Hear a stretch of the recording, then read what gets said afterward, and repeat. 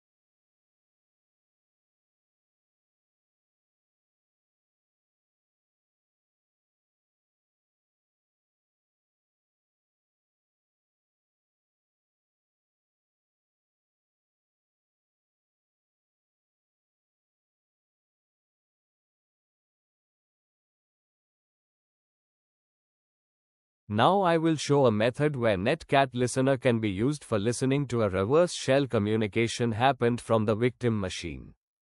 In the attacker machine, Netcat should be listened to a particular port number. Here I am providing 4444 as a listening port.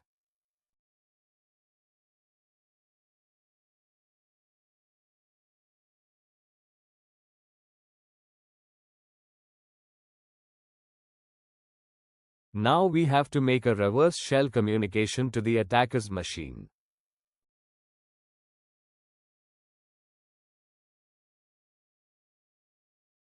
Here A, bin, bash. The A flag tells Netcat to execute the specified program upon connecting.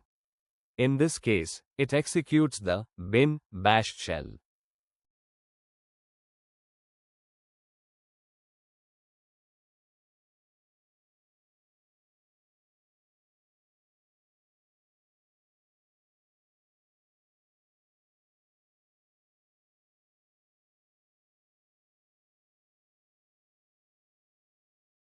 We got a reverse communication from the victim machine to the attacker's machine. Now we can do all the operations from the attacker's machine.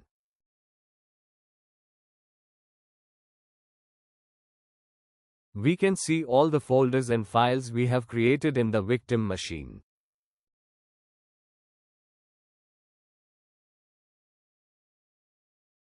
In the upcoming videos we will learn more about establishing reverse communication and Netcat Listener.